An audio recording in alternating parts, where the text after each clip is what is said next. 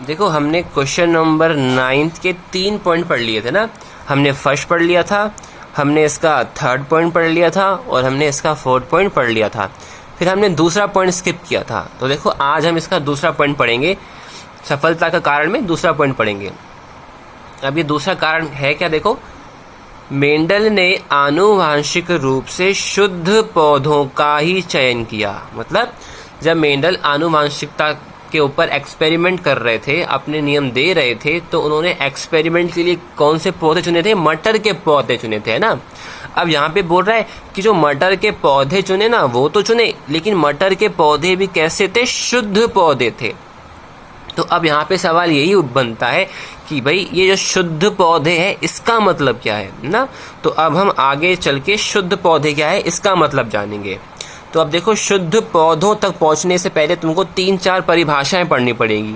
तो पहले हम वो परिभाषाएं सीखेंगे, फिर जाकर हम इस वाले पॉइंट को पढ़ पाएंगे। तो हम अब 3-4 परिभाषाएं देखते हैं, ठीक है। तो अब हमको सबसे पहले जीन के बारे में पढ़ना पड़ेगा। जीन के बारे में थोड़ा बहुत हमने लास्ट वीडियो में पढ़ा था कि जब गुण एक पीढ़ी से दूसरी पीढ़ी में आते हैं तो उन गुणों को लेकर आने का काम कौन करते हैं? जीन करते हैं। और जीन्स को, गुणों को लाने के लिए गाइड कौन करता है? इनको गाइड करता है डीएनए। ये हमने सारी बातें पिछली वीडियो में जानी थी। तो अब हम जीन के बारे में केवल इतना जानते हैं कि भाई जो जीन होगा वो एक गुण को दूसरी पीढ़ी में ट्रांसफर करेगा। अब यहाँ पे एग्जाम्पल के रूप में हम यहाँ पे एक आदमी को ले रहे हैं, व्यक्ति को ले रहे हैं। हम मान के चलते हैं कि ये व्यक्ति का शरीर है। जब ये व्यक्ति का शरीर है तो इस व्यक्ति की लंबाई भी बनी होगी। या तो ये आदमी लंबा बना होगा और या तो ये आदमी छोटा बना होगा। मतलब इस आदमी के अंदर गुण आया है, या तो लंबेपन का गुण आया है या फिर इसके अंदर बौनेपन का गुण आया है। मतलब एक पीढ़ी से जो इसके पेरेंट्स थे उससे इस पीढ़ी, मतलब इस आदमी में गुण कौन लेकर आया? जीन लेकर आया। अब हम मान के चल रहे हैं कि जो ये जीन है वो लंबाई का गुण लेकर आया है। तो आप सोचो क्या लेकर आया होगा भाई? या तो इसकी लंबाई बढ़ाने वाला गुण लेकर आया होगा या इसकी लंबाई घटाने वाला गुण लेकर आया होगा। तो कहने का मतलब ये है कि सर जो ये वाला जीन है ना, ये क्या कर रहा है? ये इस आदमी की लंबाई को डिसाइड कर रहा है। कैसे डिसाइड कर रहा है? क्योंकि भाई एक पीढ़ी से दूसरी पीढ़ी में गुणों को कौन लेकर आएंगे? जीन लेकर आएंगे।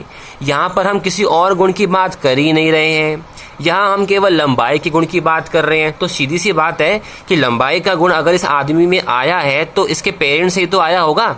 और इसके पेरेंट्स है क्या? एक पीढ़ी है। तो मैं ऐसे बोल दूं कि एक पीढ़ी से दूसरी पीढ़ी में लंबाई वाला गुण आया है और वो गुण कौन लेकर आया होगा? जीन लेकर आया होगा। तो अब तुम क्या बोलोगे? सर इस आदमी की लंबाई को अब डिसाइड कौन कर रहा है? कंट्रोल कौन कर रहा है? ये वाला जीन कंट्रोल कर रहा है। तो जीन की परिभाषा क्या बनेगी? जीन क्या करता है? शरीर के किसी एक लक्षण को नियंत्रित करने का कार्य करता है। ध्यान से सुनना, परिभाषा में मैंने बोला कि जो जीन होता है वो शरीर के किसी एक गुण को नियंत्रित करने का काम करता है। यहाँ पर मैंने एक शब्द बोला है, इस एक शब्द का मतलब क्या है देखना, समझना। हम मान के चलते हैं कि एक जीन है। जीन ऐसा होता तो नहीं है, आप बस माने कि एक जीन है। अब देखो, अब है ना, मान के चलो ये किसी का शरीर है। अब किसी के शरीर में एक गुण तो होता नहीं है, बहुत सारे होते हैं ना। जैसे इसकी लंबाई का एक गुण होगा, इसके आई के कलर का एक गुण होगा। तो ऐसे शरीर में बहुत सारे गुण होते हैं ना। अब हम मान के चल रहे हैं कि जो इस आदमी की लंबाई को कंट्रोल कर रहा है ना, वो ये वाला जीन कर रहा है। कौन सा कर रहा है? ये वाला जीन कर रहा है। तो ध्यान देना, अब इस आदमी के शरीर का एक गुण और है, क्या? आई के कलर वाला। तो अब इसके आई के कलर को नियंत्रित क्या यही वाला जीन कर रहा है? नहीं। क्यों? क्योंकि हमने अभी पढ़ा, क्योंकि जो एक जीन होता है ना वो केवल एक गुण को ही नियंत्रित करता है। तो ये वाला जीन केवल एक को ही नियंत्रित कर पाएगा।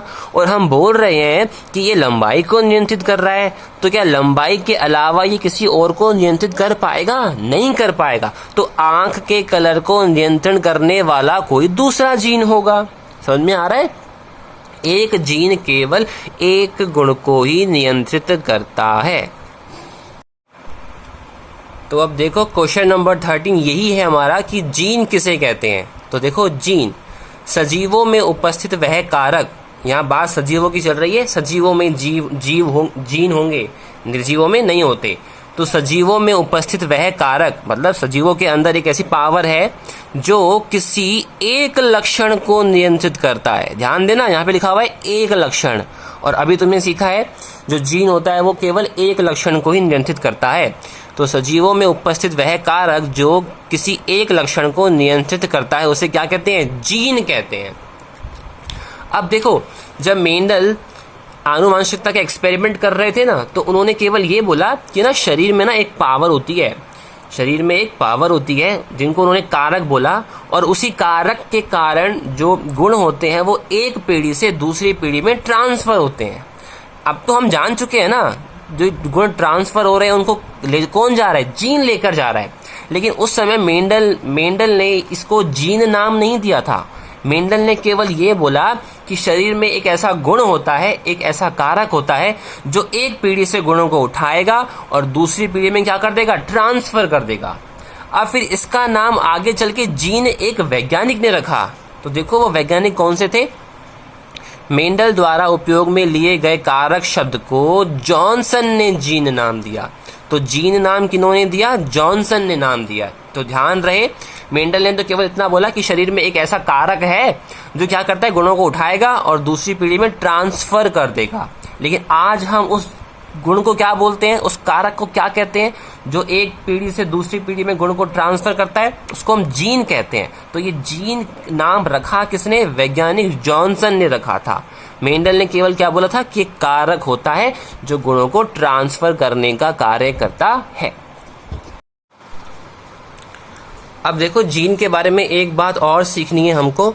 देखो, जो जीन होगा, जब भी हम जीन की बात करेंगे ना, तो सुनना, जीन के भी ना आगे चल के दो भाग होते हैं। जब भी हम किसी जीन की बात करेंगे तो ध्यान रखना, एक जीन के भी कितने भाग होते हैं? दो भाग होते हैं। ये पहला भाग और ये दूसरा भाग। अब देखो, इन भागों को बोलते क्या है ये सीखना है हमको। मान के चलो, देखो ये एक जीन है, और तुम ये तो जानते हो ना कि जो एक जीन होगा वो शरीर के केवल एक गुण को ही नियंत्रित करेगा। तो हमने मान लिया कि ये वाला जीन हमारे शरीर के केवल एक गुण लंबाई को नियंत्रित कर रहा है। क्या आई के कलर को करेगा? क्या नहीं करेगा? क्यों नहीं करेगा? क्योंकि एक जीन केवल एक गुण को नियंत्रित करता है, और हमने मान लिया कि ये वाला जीन लंबाई को नियंत्रित कर रहा है। अब आप सोचो, लंबाई भी दो तरह की हो सकती है ना। या तो ये जीन क्या कर देगा? आदमी को कर देगा लंबा फर्स्ट, क्योंकि लंबाई को नियंत्रित कर रहा है ना भाई, तो यहाँ तो कर देगा आदमी को लंबा। या फिर ये आदमी को क्या कर देगा? बौना कर देगा। क्या कर देगा? बौना कर देगा। तो देखो, एक जीन अब दो काम कर सकता है। या तो ये आदमी को कर देगा लंबा, या ये आदमी को क्या कर देगा? छोटा कर देगा। तो क्या अब ये देखो, ये एक दूसरे के उल्टे गुण नहीं है। जीन का एक भाग तो हाइट को बढ़ा रहा है, और जीन का दूसरा भाग क्या कर रहा है? हाइट को घटाने का काम कर रहा है। इस चैप्टर में जब भी हम लंबाई वाले जीन की बात करेंगे, सुनना, इस चैप्टर में जब भी हम लंबाई वाले जीन की बात करेंगे, तो इस जीन का जो पहला भाग लंबाई को बढ़ाएगा उसको हम हमेशा कैपिटल टी से दर्शाएंगे। हमेशा किससे दर्शाएंगे? कैपिटल टी से। कैपिटल टी मतलब बड़ा टी, और बड़ा टी मतलब कैसे याद करोगे? लंबाई बढ़ाने वाला। और जो इसका दूसरा भाग है इसको हम दर्शाएंगे हमेशा स्मॉल टी से। स्मॉल टी मतलब छोटा टी, हमेशा लंबाई को छोटा करने वाला। तो ध्यान रहे, सिंपल सी बात, ये जीन लंबाई को डिसाइड कर रहा है। किसी जीन के दो भाग होते हैं। अब ये दो भाग कैसे बनेंगे भाई?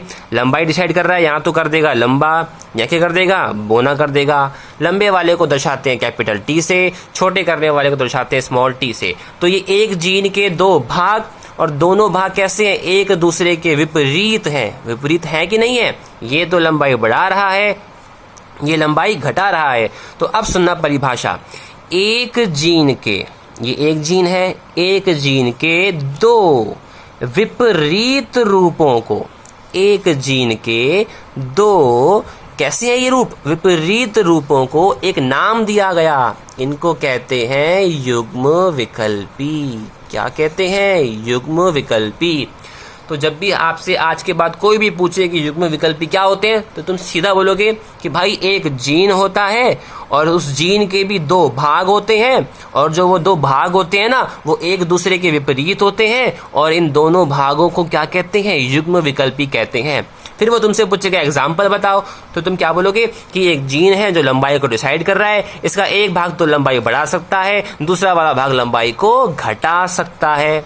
बढ़ाने वाले को कैपिटल टी से दर्शाते हैं, घटाने वाले को स्मॉल टी से। तो तुम बोलोगे कि भाई देख, ये एक जीन के दो भाग हैं, दोनों विपरीत हैं, इन दोनों रूपों को ही क्या कहते हैं, युग्म विकल्पी कहते हैं। तो अब यहाँ पे हम एक क्वेश्चन और पढ़ेंगे, क्वेश्चन नंबर 14, युग्म विकल्पी किसे कहते हैं। तो देखो, किसी एक लक्षण को नियंत्रित करने वाले जीन। देखो, ये जीन से पहले हमने एक लाइन लिखी है। ये लाइन क्यों लिखी है? जीन के बारे में क्या जानते हो? जीन के बारे में जानते हो कि भाई एक लक्षण को नियंत्रित करेगा, तो यही तो लिखा है, किसी एक लक्षण को नियंत्रित करने वाला कौन, जीन के दो विपरीत रूपों को क्या कहते हैं, युग्म विकल्पी कहते हैं।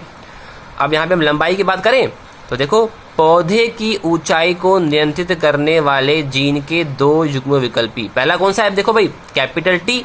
अभी बताया था ना, लंबापन जो करेगा वो कौन करेगा, कैपिटल टी करेगा। वह स्मॉल टी क्या करेगा, बोनापन मतलब छोटा करने का काम करेगा।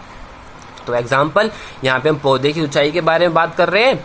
पौधे की ऊंचाई को नियंत्रित करने वाले जीन के दो युग्म विकल्पी कौन कौन से होंगे भाई, कैपिटल टी लंबेपन वाला मतलब लंबाई बढ़ाने वाला, दूसरा स्मॉल टी बोनापन मतलब लंबाई घटाने वाला। अब देखो, हमको ना दो परिभाषाएं और सीखनी है। उसमें फर्स्ट कौन सी है, सम युग्मजी, और सेकंड परिभाषा है विषम युग्मजी। ठीक है, तो अब देखो, तुमने अभी क्या सीखा था कि भाई एक जीन होता है, इस जीन के दो भाग होते हैं, है ना, और उसमें से जो एक भाग होता है उसको हम क्या बोल, अगर हम लंबाई की बात करें, किसकी बात करें, लंबाई की, कि ये वाला जीन लंबाई को डिसाइड कर रहा है, तो इसका एक भाग तो होगा कैपिटल टी मतलब लंबाई बढ़ाने वाला, दूसरा भाग होगा स्मॉल टी मतलब लंबाई घटाने वाला। इन दोनों को अपन क्या कहा करते थे, युग्म विकल्पी कहते थे, है ना। जो जीन के दो भाग होते हैं उनको युग्म विकल्पी कहते हैं। अब ना हमेशा ये नहीं होगा कि भाई इसका एक भाग तो कैपिटल टी हो और एक भाग क्या हो, स्मॉल टी हो, नहीं, ऐसा जरूरी नहीं है। ऐसा भी हो सकता है। कैसा हो सकता है? तो देखो, ये एक जीन हो जो क्या कर रहा है, हमारी लंबाई को डिसाइड कर रहा है, ठीक है। ये इसका पहला भाग, ये इसका दूसरा भाग, दो भाग तो होंगे भाई, है ना, कुछ भी कर लो, दो भाग तो होंगे। अब देखो, ऐसी स्थिति भी बन सकती है कि जो इसका पहला वाला भाग हो ना वो कैपिटल टी हो, क्या हो, कैपिटल टी, और जो दूसरा वाला भाग हो ना ये भी क्या हो, कैपिटल टी हो। हाँ बिल्कुल, ऐसा पॉसिबल हो सकता है। एक कैपिटल टी एक स्मॉल टी भी हो सकता है, या दोनों कैपिटल टी भी हो सकते हैं। अब एक स्थिति और बन सकती है ना, क्या भाई, पहला वाला भाग भी स्मॉल टी हो और दूसरा वाला भाग भी क्या हो, स्मॉल टी हो। ये वाली स्थिति भी बन सकती है। तो ध्यान रहे, ऐसा जरूरी नहीं है कि दोनों जो युग्म विकल्पी होंगे वो अलग अलग होंगे, दोनों युग्म विकल्पी सेम भी हो सकते हैं। तो ये बात तुमको ध्यान रखनी है। देखो, अब बनाएंगे परिभाषा। फर्स्ट परिभाषा पढ़नी है सम युग्मजी। यहाँ पे जो ये सम लिखा हुआ है ना, सम का मतलब तुम सब जानते हो क्या होता है, समान होता है, ठीक है। सम मतलब समान, और जो ये युग्मजी है ना, इसको आप समझो युग्म विकल्पी। क्या समझोगे, युग्म विकल्पी। तो परिभाषा क्या बोल रही है कि भाई युग्म विकल्पी मतलब जीन के दो भाग, अरे कैसे हैं, समान है। तो क्या बनेगी परिभाषा, जब किसी जीन के दोनों युग्म विकल्पी कैसे होते हैं, एक समान होते हैं, तो उन्हें क्या कहते हैं, समयुग्मजी कहते हैं।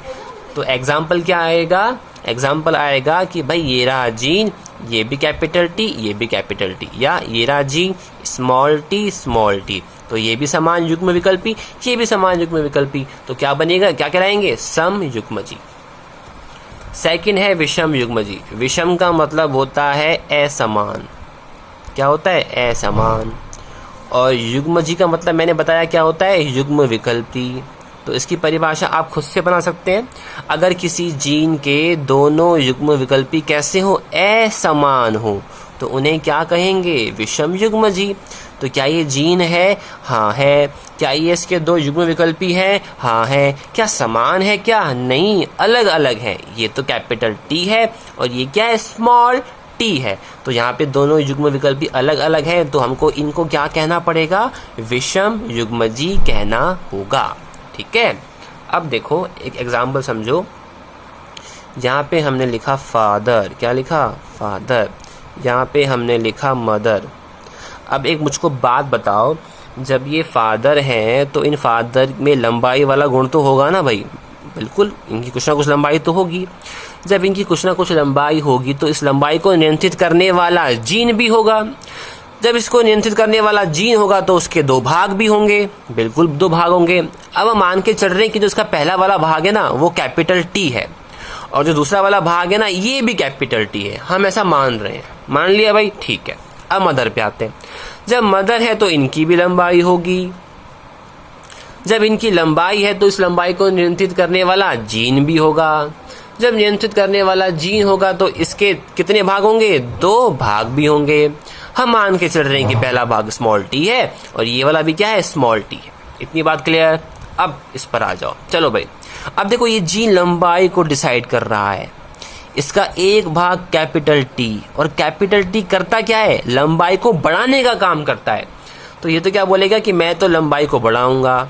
ये भी कैपिटल टी है, ये भी क्या बोलेगा, मैं भी लंबाई को बढ़ाऊंगा। तो भाई दोनों लंबाई को बढ़ाने का काम कर रहे हैं, तो इस फादर की लंबाई हो क्या जाएगी, बढ़ जाएगी। तो फादर कैसे होंगे, फादर टॉल होंगे। लंबाई को नियंत्रित करने वाला जीन है। पहला भाग बोल रहा है कि मैं तो लंबाई को कम करूंगा, मतलब बौना कर दूंगा। दूसरा भी बोल रहा है मैं भी बौनेपन वाला काम करूंगा।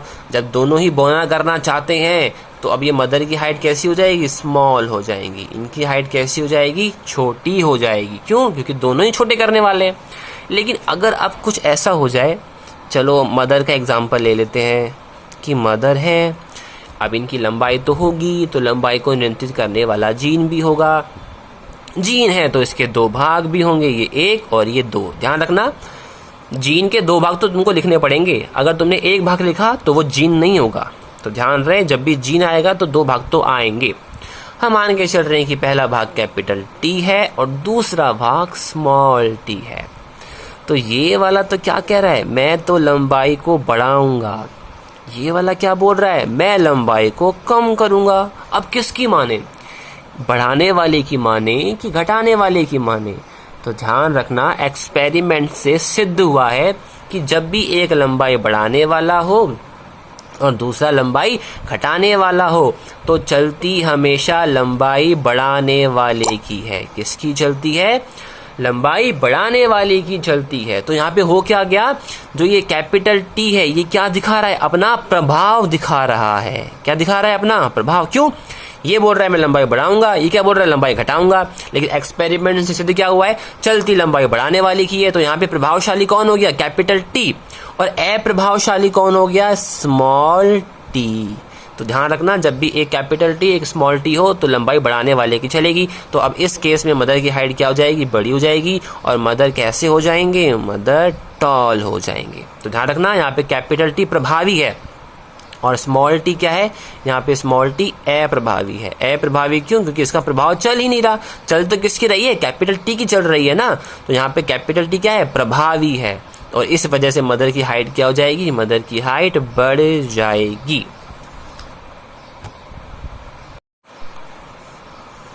अब एक बात सीखो, फिर इस बात को अपन परिभाषा से रिलेट करेंगे।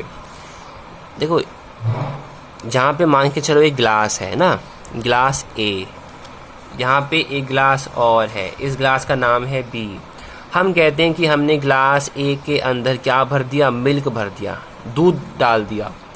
ग्लास बी के अंदर भी हमने क्या डाल दिया, मिल्क डाल दिया, मतलब दूध डाल दिया। लेकिन क्या किया, ग्लास बी में दूध तो है लेकिन इसके साथ साथ हमने इसके अंदर थोड़ा पानी, वाटर को भी मिला दिया।